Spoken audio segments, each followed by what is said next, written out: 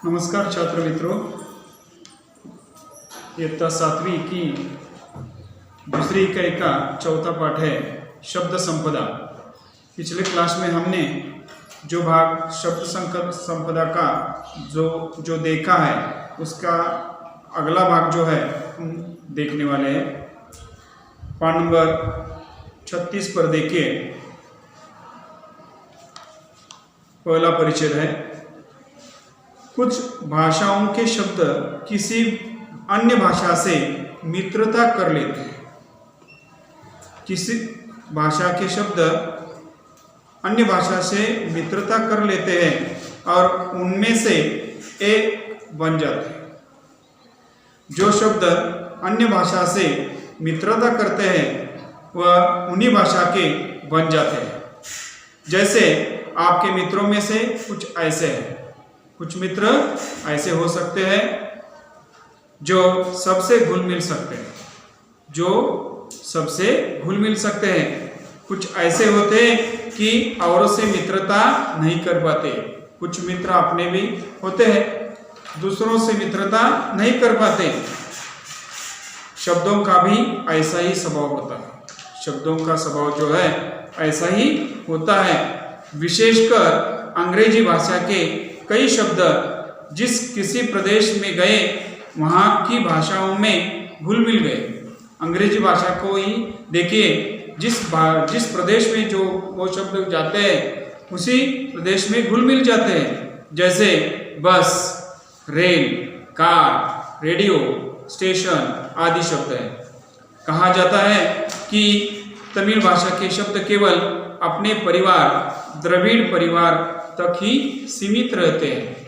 कुछ शब्द तमिल के शब्द जो है द्रविड़ परिवार तक ही सीमित रहते हैं। वे किसी से घुलना मिलना नहीं चाहते, किसी भी भाषा से घुल मिल नहीं सकते। अलबत्ता यानी तथापि, अलबत्ता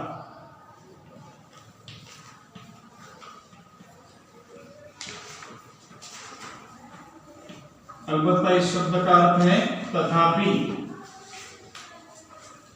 हिंदी के शब्द मिलनसार इस शब्द का अर्थ है मिलजुल कर रहने वाले।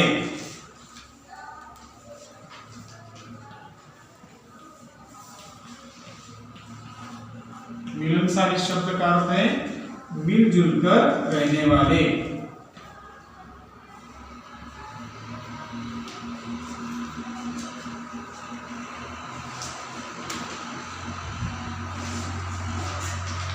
हमारे मित्रों में से भी ऐसे होते हैं।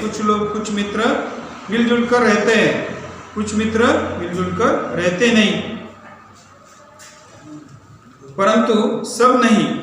कुछ शब्द तो अंत तक अपना स्वतंत्र अस्तित्व बनाए रखते हैं। कुछ शब्द अपना अस्तित्व बनाए रखते हैं, अपने मूल रूप में ही अन्य स्थानों पर जाते हैं। अन्य जगह जाते वक्त भी अपना मूल रूप नहीं छोड़ते। कुछ शब्द अन्य भाषा के साथ इस प्रकार जुड़ जाते हैं कि उनका स्वतंत्र रूप खत्म सा हो जाता है। अपना जो रूप होता है वह खत्म हो जाता है। हिंदी में कुछ शब्द ऐसे भी पाए जाते हैं जो भिन्न भाषाओं के शब्दों से मेल बने हैं। कुछ शब्द जो है अन्य भाषाओं के शब्दों से मिलजुल कर रहते हैं, अब वे हिंदी के ही बने हैं। कुछ शब्द अन्य भाषा के होते हुए भी हिंदी में आने के कारण वह हिंदी के ही हो चुके हैं। जैसे हिंदी संस्कृत से वर्षगांठ, मांग पत्र, हिंदी अरबी ऐसे शब्द हैं। फारसी भाषा से आए हुए जो शब्द है इनमें थानेदार, किताब घर, अंग्रेजी से संस्कृत से रेलगाड़ी या रेल यात्री, रेडियो तरंग, अरबी फारसी अंग्रेजी से बीमा पॉलिसी आदि शब्द हिंदी में आए हैं। इन शब्दों से हिंदी का भी शब्द संसार समृद्ध हुआ है। हिंदी का जो शब्द संसार है वह समृद्ध हुआ है, धनवान हुआ है। समृद्ध यानी धनवान।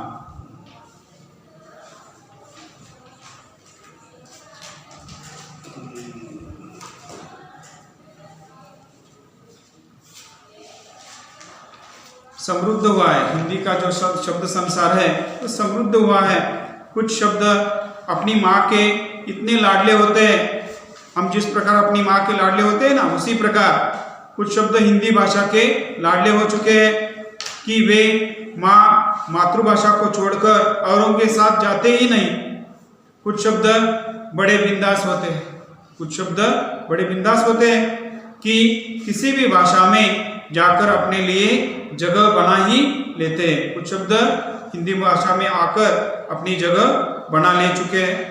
शब्दों के इस प्रकार बाहर जाने और अन्य अनेक भाषाओं के शब्दों के आने से हमारी भाषा समृद्ध होती है। विशेषता वे शब्द जिनके लिए हमारे पास प्रतिशब्द नहीं होते, ऐसे हजारों शब्द जो अंग्रेजी, पुर्तगाली, अरबी, फारसी से आए हैं। कुछ शब्द अंग्रेजी, पुर्तगाली, अरबी, फारसी से आए हैं, उन्हें आने दीजिए। जैसे ब्रश सुबह हम दांत साफ करने के लिए उसका इस्तेमाल करते हैं। Rail, pencil, radio, car, scooter, station आदि शब्द जो है अरबी फारसी भाषा से आए हैं। परंतु जिन शब्दों के लिए हमारे पास सुंदर शब्द है, ऐसे इसी शब्दों से और भी सुंदर शब्द है, उनके लिए अन्य भाषाओं के शब्दों का उपयोग नहीं होना चाहिए। अन्य भाषाओं के जो शब्द है उनका उपयोग हम नहीं करना चाहिए। हमारे पास माँ के लिए, पिता के लिए सुंदर शब्द है। हमारे हिंदी भाषा में माँ और पिता के लिए ऐसे ही सुंदर शब्द है, जैसे माई, अम्मा, बाबा, अक्का, अन्ना, दादा, बापू आदि शब्द है। अब हम उन्हें छोड़कर मम्मी, डैडी कहना चाहते हैं। अपनी भाषा के सुंदर शब्दों को अपमानित करना है। देखिए, ऐसा करने से जो हिंदी में जो शब्द है माँ और पिता, उसी प्रकार माई, अम्मा, बाबा, अक्का, अन्ना, दादा, बापू आदि शब्द है। अब उन्हें छोड़कर हम क्या कर रहे हैं, मम्मी और डैडी कहना अपना पसंद कर रहे हैं। अपनी भाषा के सुंदर शब्दों को अपमानित करते हैं। ऐसा करना नहीं चाहिए। हमारे मुख से पाठ नंबर 37 पर देखिए, हमारे मुख से उच्चारित शब्द हमारे चरित्र, बुद्धिमत्ता, समझ और संस्कार को दर्शाते हैं। हमारे मुख से जो शब्द उच्चारित होते हैं, हमारे मुख से जो शब्द बाहर पड़ते हैं, हमारे चरित्र, बुद्धिमत्ता और समझ और संस्कारों को दर्शाते हैं। इसीलिए शब्दों के उच्चारण के पूर्व हमें सोचना चाहिए। हमें बोलते वक्त सोच समझ कर बोलना चाहिए। कम से कम शब्दों में अर्थपूर्ण बोलना चाहिए। और लिखना एक कला है। हम सभी लोग अपनी कॉपी में लिखते हैं। यह लिखना भी एक कला है। यह कला विविध पुस्तकों के वाचन से, परिश्रम से साध्य हो सकती है। यह जो कला है, वाचन की कला या लेखन की जो कला है, परिश्रम से ही साध्य हो सकती है। मात्र एक गलत शब्द के उच्चारण से वर्षों की दोस्ती, साल भर की जो दोस्ती है, वह उस दोस्ती में दरार पड़ सकती है। दरार पड़ना, दूरी बढ़ना। देखिए, दरार पड़ना,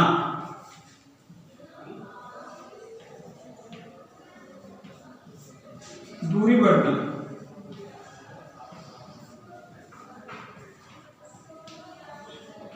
हम अपने मित्र से बातें करते वक्त एकाध अपशब्द या गलत शब्द गया तो अपनी वर्षों की जो दोस्ती है वह दोस्ती खत्म हो सकती है, दरार पड़ सकती है, दूरी बढ़ सकती है।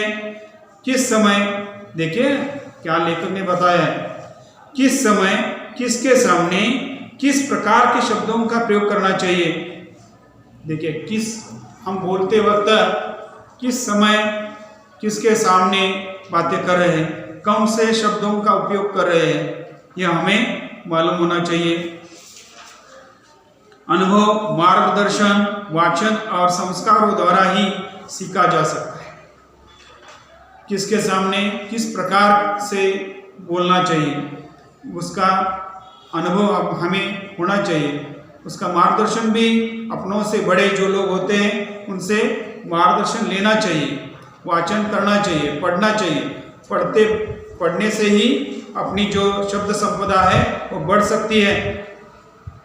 सुंदर, उपयुक्त और अर्थमय शब्दों से जो वाक्य परीक्षा में लिखे जाते हैं, देखिए लेखक ने क्या कहा है, सुंदर, उपयुक्त और अर्थमय शब्दों से जो वाक्य परीक्षा में, सुंदर, उपयुक्त, सुंदर शब्दों का उपयोग करना चाहिए परीक्षा में, और अर्थमय शब्द होना चाहिए जो वाक्य परीक्षा में लिखे जाते हैं।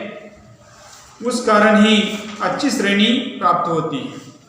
अच्छे शब्दों का प्रयोग करने से ही, अच्छे हस्ताक्षर होने से ही हमें अच्छे गुण प्राप्त हो सकते हैं।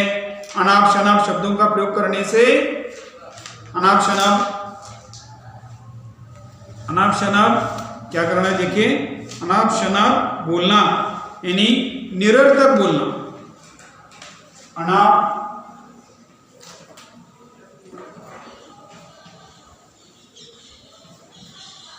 शनाप बोलना, इसका अर्थ है निरर्थक बोलना।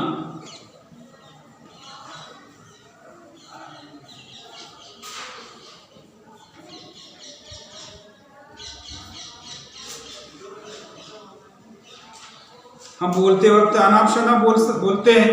अनाप शनाप बोलना यानी निरर्थक, अर्थहीन बोलना हमेशा हानिकारक होता है। अर्थपूर्ण बातें न करने के कारण या निरर्थक बातें करने के कारण हमें अगले कुछ कामों में वह हानिकारक हो सकता है। प्रत्येक व्यक्ति के पास स्वयं की शब्द संपदा होती है। प्रत्येक व्यक्ति के पास शब्द संपदा होती है। उस शब्द संपदा का उपयोग हमें अच्छी तरह से करना आना चाहिए। इस शब्द संपदा को बढ़ाने के लिए साहित्य के वाचन की जरूरत होती है। जो शब्द संपदा है वो बढ़ाने के लिए हमें साहित्य का वाचन करना जरूरी है।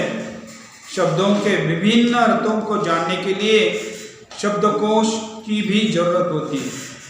शब्दों के विभिन्न अर्थ जानने के लिए हमें शब्दकोश की जरूरत होती है। शब्दकोश हमारे पास होना चाहिए। शब्दकोश होने से ही हम अपनी शब्द संपदा बढ़ा सकते हैं। शब्दकोश का एक पन्ना रोज हर दिन एकाग्रता से पढ़ोगे तो शब्द संपदा की शक्ति पता चल पाएगी आप सभी लोगों को। तो अब तय करो कि अपनी शब्द संपदा बढ़ानी है। अपनी जो शब्द संपदा बढ़ानी है तो क्या करना चाहिए, शब्दकोश हमारे पास होना चाहिए। और शब्दकोश में जो कुछ शब्द है वह हर दिन एक पन्ना पढ़ना ही चाहिए। इसके लिए वाचन संस्कृति को बढ़ाओ। हम सभी लोग सिर्फ लिखते रहते हैं, पढ़ते कुछ भी नहीं। इसीलिए हम सभी लोगों को लेखक कह रहे हैं कि वाचन संस्कृति बढ़ानी चाहिए। पढ़ना शुरू करो, तभी तुम्हारी शब्द संपदा बढ़ सकती है, तभी तुम भी शब्द संपदा के मालिक हो जाओगे। आप भी शब्द संपदा के मालिक होना चाहते हो तो आप सभी लोगों को लेकर कह रहे हैं कि वाचन संस्कृति बढ़ाओ। यहाँ पर यह पाठ समाप्त होता है। आप सभी लोग यह पाठ गौर से पढ़िए।